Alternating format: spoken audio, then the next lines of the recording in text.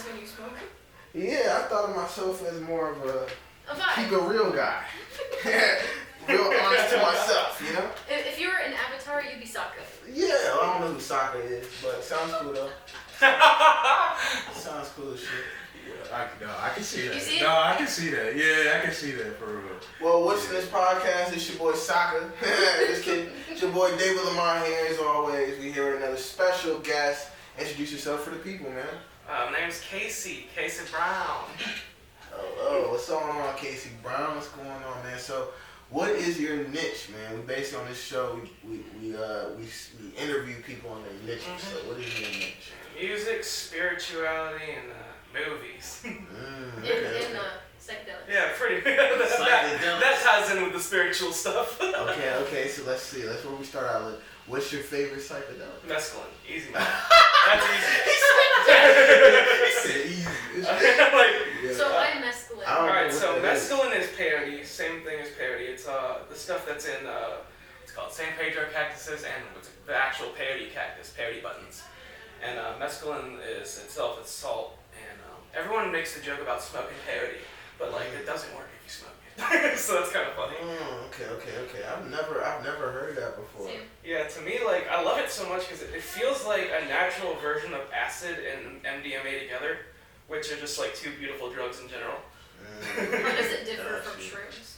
I think it's the most visual out of all the psychedelics, and then the body, like the feel in the body, it feels so relaxing. Like it's one of the only psychedelics that I feel like I could just go to sleep mid-trip. That's actually how we feel on shrooms. Yeah. I feel like I'm constantly Like- being held. Yeah, shrooms are definitely up there in the relaxing mode, but like something about mescaline just feels like the warmth just feels like constant love. Yeah. Damn, man, I'm going on vacation. I feel like I need to like take some shrooms with me or some psychedelic. I've never really been into psychedelics. I'm gonna keep it real with you. Black people don't really be into like psychedelics and shit like that. But I don't know. So many people No, don't. we're getting on shrooms now. Give We're getting on it shrooms. to all the Nah, East Coast rappers. They're all on psychedelics. We've been doing that shit for the longest, bro. What are you talking We've about? been doing shrooms? Yeah, like all the famous, especially the rock stars, Well, like Jimi Hendrix, Actually. Jimi Hendrix and fucking Knowing how ancient psychedelics work, people from Africa were probably the first people in the entire world civilized to use because psychedelics on yeah. purpose. What did you say, Lulu, earlier in the earlier podcast? No, it's a Yeah. different podcast. This is how you, we make were them watch them all, or listen to them all. No, he actually agrees with Because me. he talked about it just the other basically said that when he stated. No, it's funny because I know exactly what you're talking about. I was talking about that the other We day. were just talking about it the other day. Yep. Yeah. Refer to the other podcast if you want to know. Yep. It's the one with Queen. Queen. Oh man, what an episode with her. But so psychedelics. So no, fuck psychedelics. Music. We just did psychedelics. Music. So music. What got you into music and like what type of music do you do? I would say what definitely got me into music was my dad. Like, I grew up with him playing drums and listening to all sorts of music. He has basically the equivalent of a small record shop in our basement. Oh yeah, I know what you're talking And about. it's like, I used to, like, I listen to basically anything as long as I think it's good. Like, I don't have a Yeah. specific set Yeah. thing I like in terms. Yeah. I used to be one of those people who was just like, I love all music, except country, screw country. But like, Yeah. that's such a stupid mindset because like, there's some good country. Yeah, some good songs. Yep, it's good songs. I definitely feel you on that. So like, what do you don't like necessarily do music? You just Actually, no. I actually make plenty of music. Okay, dope, I've been playing guitar and producing my own music for about 18 years now. Dope. Okay, dope. So, is it something that you want to make like as a career, or is it something that is just like In a dream world, I'd be making music as a profession. Like, So, that's like, my the favorite dream thing in world. life to do. Why isn't the dream world the reality? I mean, I don't know. It seems like people don't want to buy my music. No, I just think I'm just bad at marketing. I was just about to say. I think there's room for everyone to sell their music because Because, it's like, always a fan. I know some people, like musicians, a lot of musicians, I feel like they play out a lot and then they never get to recording and they never put out any, Yeah. like, produce any material. I'm the opposite, bro. I have, like, hundreds of songs recorded and produced and online just ready in album form. Like, I barely ever play out. I get you. I'm like the Beatles in the late 60s. Like I'm kind of like the same way because that's kind of like probably my last step is to really like get out there and perform and stuff. So I definitely understand what you're saying there. But I feel like the music shouldn't be a dream for you. That should be reality. Like you got to really do that. I mean, Have you ever I thought guess- about performing with Mark? Like, I've actually thought about asking him this so I could start like opening him for him on certain dates and stuff. Hey, Mark Volin, the Fredericksburg Scenic Roots. Let me There open it shows for you, bro. Bro, he got a whole other pizza. I found my car too, and this one was free. He just said he found his car. Yeah, I lost my See, out of car. context, it just makes it sound like the car was free. I found my car and this one was free. Oh, Our everything in life is free if you really think about it. no. Life is free, period. There's nothing if you think about it. Our camera guy is back, and our philosopher extraordinaire is back.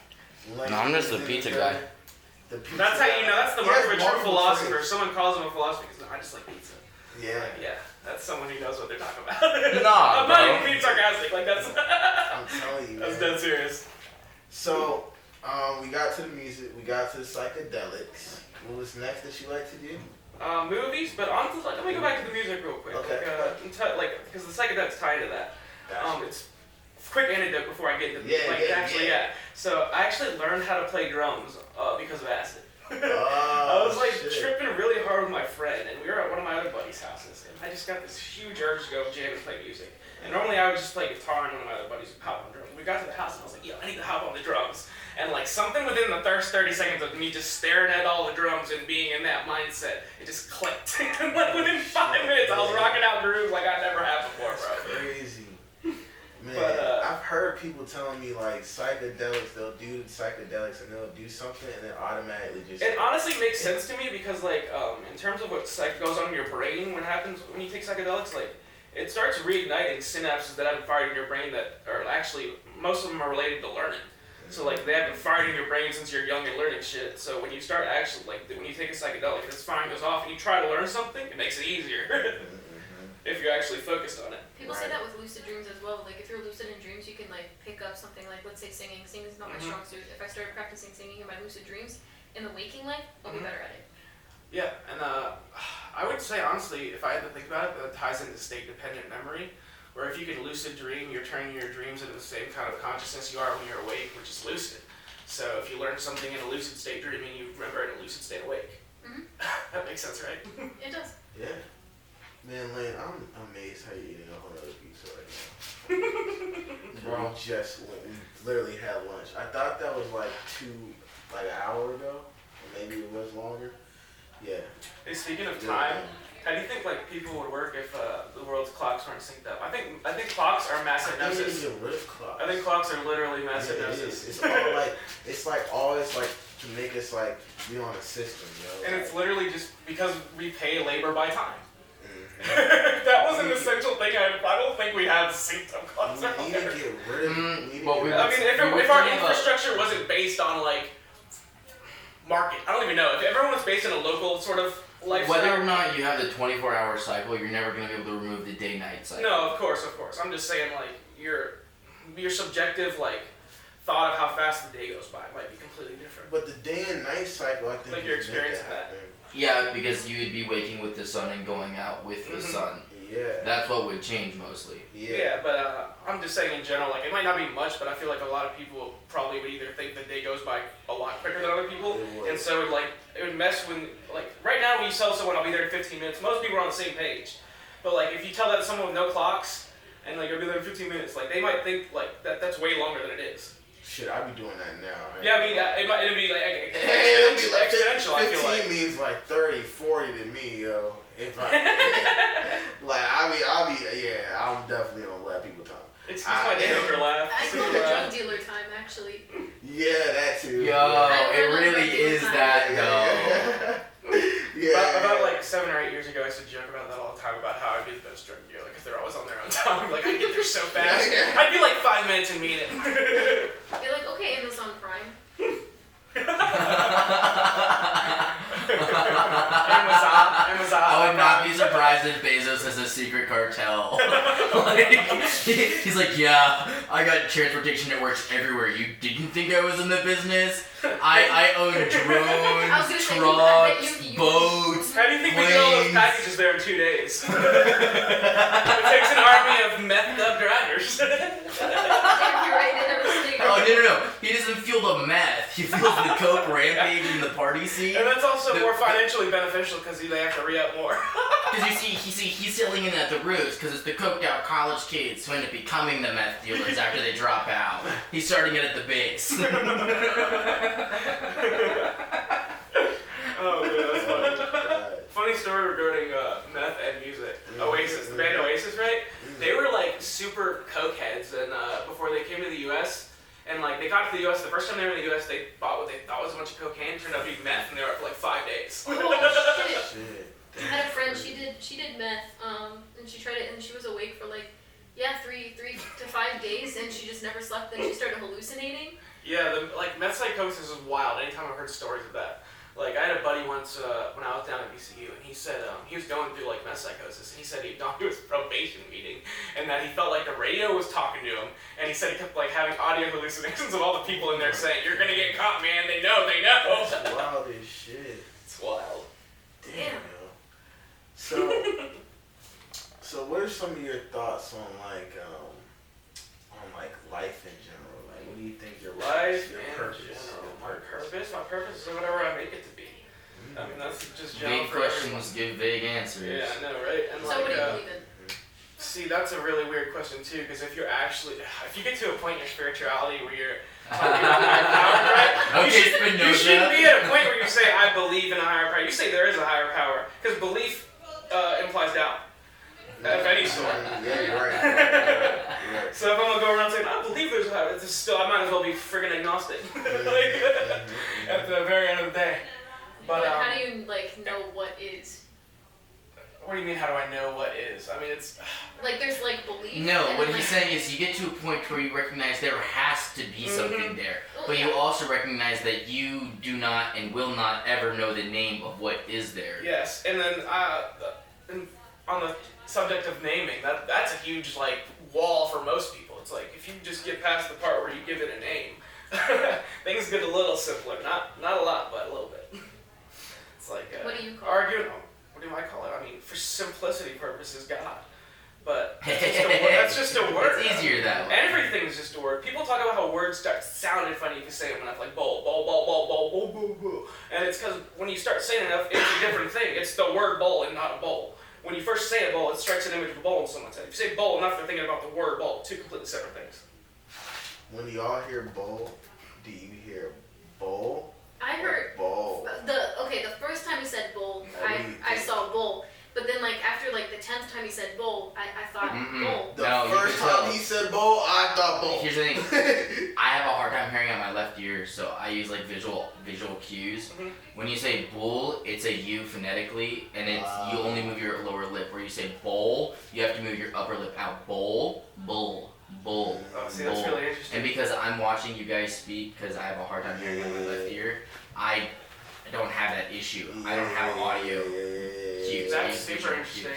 But like when people have lists, oh, everything gets whacked. Oh, yeah, I got you. Yeah, got you, like got you. people who like it sounds awful, but people who have like hard accents. So for example, people who speak Asian accents have a hard time pronouncing LRs, and it doesn't show in their lips either. So I also have a hard time seeing whether they're saying L or R. Right, So it right, becomes right. this huge like and there's like a stopgap. Right. Then you have to find another word in order to fill in the space. So like if I just the whole rest of the podcast. I'm just joking. I don't even think you said anything. Oh man. So, but back to what I quote believe. What I think I what I know, right, is that there's good and bad.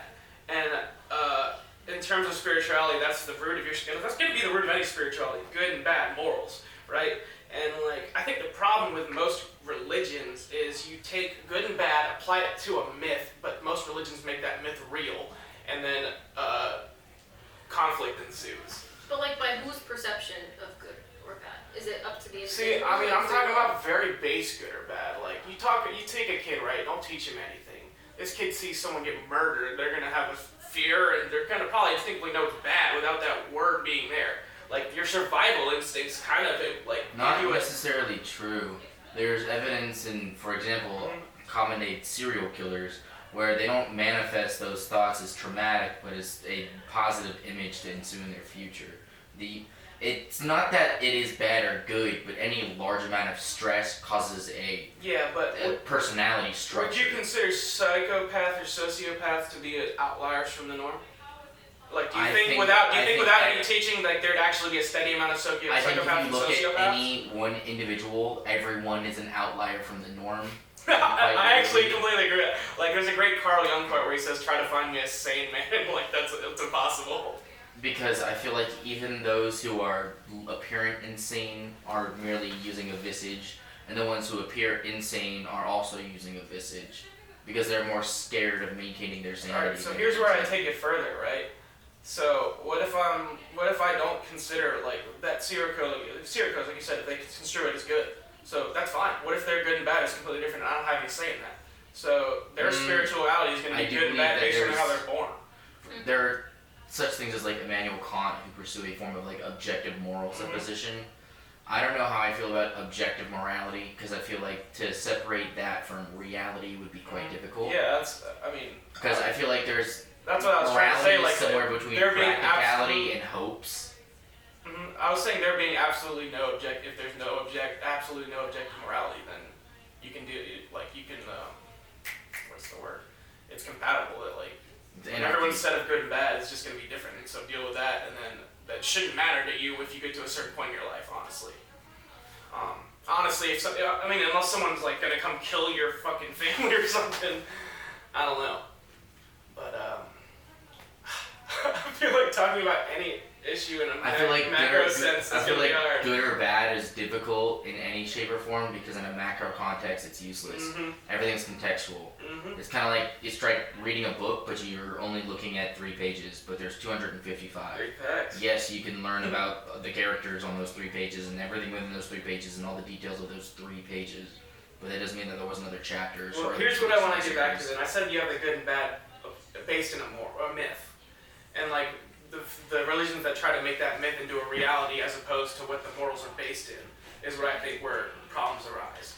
Like if you just had a myth and had it as the base of your like religion, theology, whatever, and then said, all right, you get our moral. This is how we're like you look at this to find our morals, but don't treat it as like something that actually happened or history. I don't know. I feel like you could reach. I don't even know if reach more people, but it'd be more less conflict involved. And But resolved. the thing with education is if you remove the entertainment structure of it, nobody's going to want to facilitate the memorization of it. Yeah, but myths are still entertaining. Myths are still entertaining, but that's the problem. The myths create the problem, but if you use anything that isn't a myth, you're not going to have the ability to educate anyone. Because if you just give them, for example, laws and legislation, how many of us know our district codes on where and when we can park, for how long, Yeah, how we but what can if you park? made those into a myth? So I'm saying it is good to base the morals into a myth, but don't treat the myth as if it's something that actually happened. I don't know how to word it right. Some myths have happened. They just think of like extrapolated data, right? Yeah.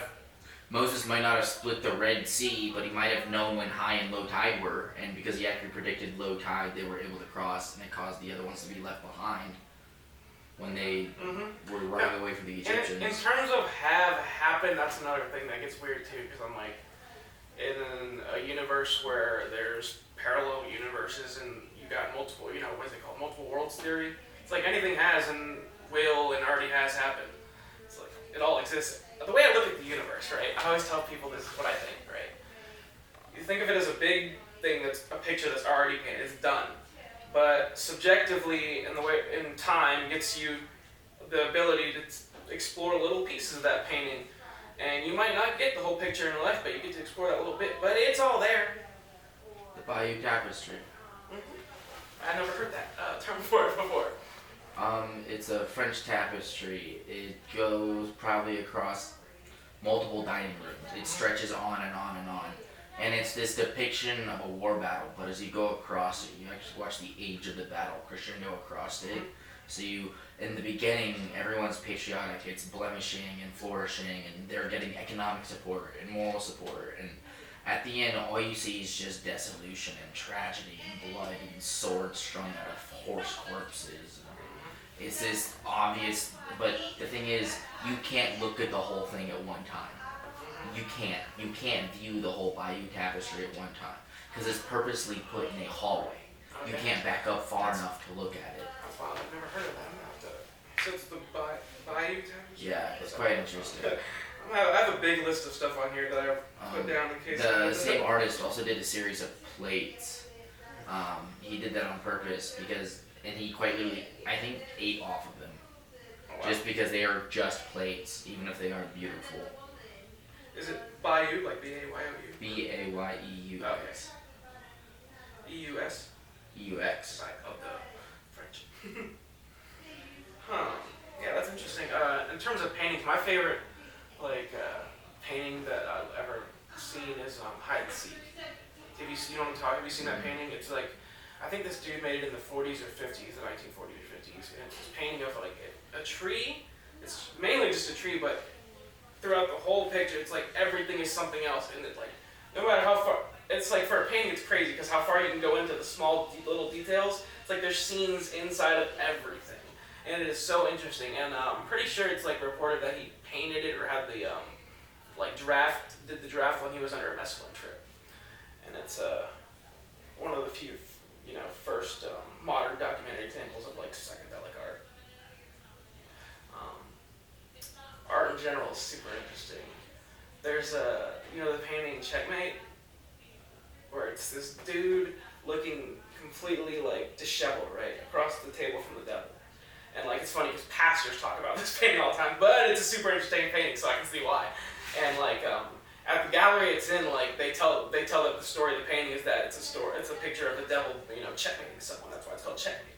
And if you look at the chessboard, it looks like the dude has no friggin' hope, but apparently some chess master, and this is actually it's not just a crazy story. I looked this up online to make sure I wasn't just fed BS. And he had hung back to like stare at look at the chessboard, and he figured out if you made 2 or 3 of the right moves, the dude would win.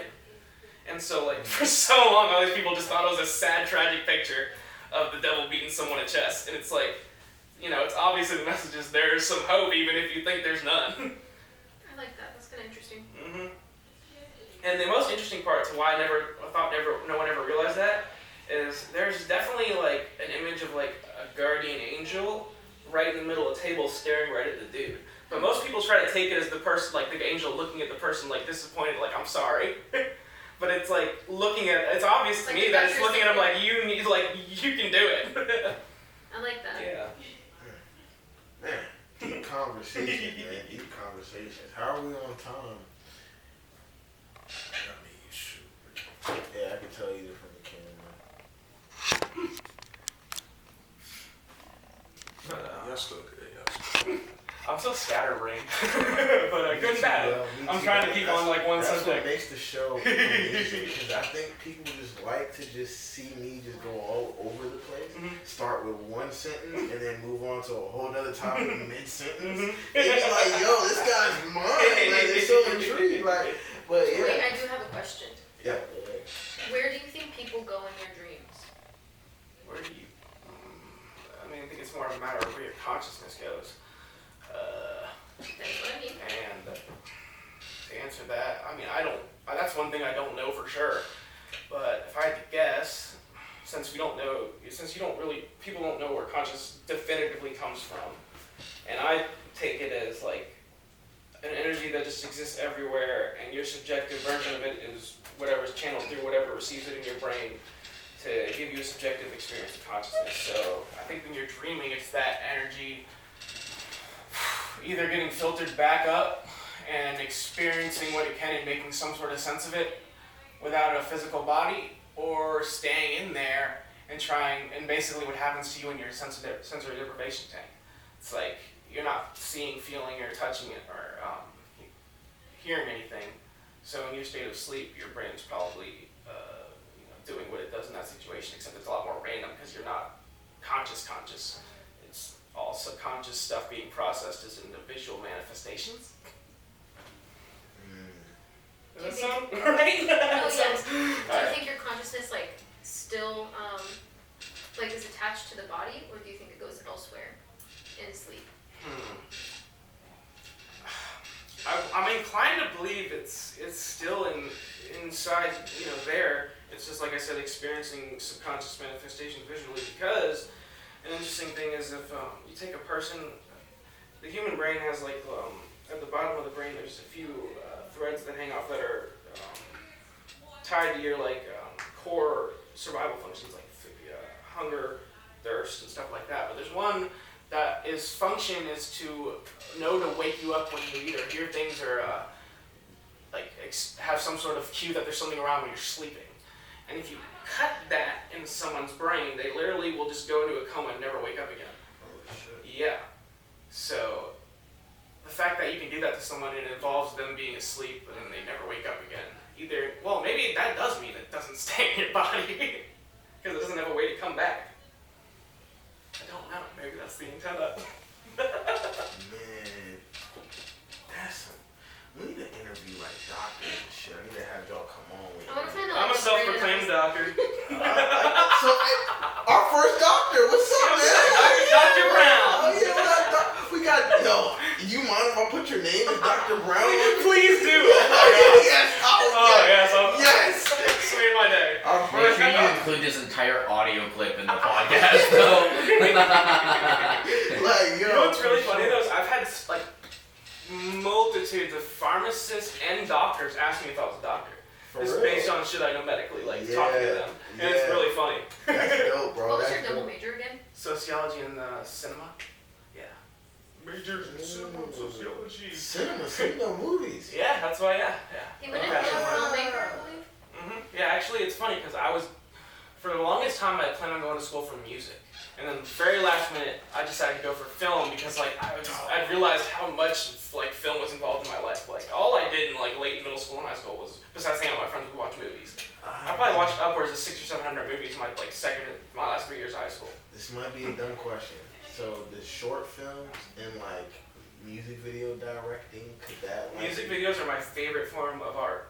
So you my can favorite translate medium of that. art. So it translates for you. Yeah. Okay. Yeah. Yo, I've been looking for someone to I have this vision of things I want to do, but I feel like my creativity doesn't come. I'm not a video guy, so it Yeah, doesn't give me the. I need someone to help me picture it and put it into form. I don't want to do short films with my music videos. I want to do different things. Music videos are so interesting to me because alright, so you have movies in general, which is just a visual medium for storytelling, and then you got music, which is the audio. But then when you take a music video, it's more than just the visual and audio thing. It's literally what you feel when you hear the music, when you have a good music video. And the best music videos make people feel the songs. People won't even think about listening to that song until they see the video. Oh yeah, and music is so beautiful in general because any good music will do that to you. It's you have a whole picture or story in your head of what's going on. It might not even have anything to do with the lyrics. You're picturing a whole scene. At least I do. I don't know about everyone. I mean, I do too. Yeah, but there is a vice versa thing though. For example, Eminem's Bonnie and Clyde. The music video for that really doesn't do a whole lot for me. But listening to the rain, listening to the tape, listening to him talk to her, it puts you in that setting. You know what I mean? So I feel consider the good thing that music does, and then that's why I say in terms of what I think a good music video is, to me that means that the music video itself is not very good, but the song's amazing. I have a song like that. I have this most beautiful music video in my head, but then when I watch the music video, it's one of those basic overproduction sort of thing, and it was disappointing. So then I just kind of let the music video play in my head instead. I feel what happens with a good music video is it's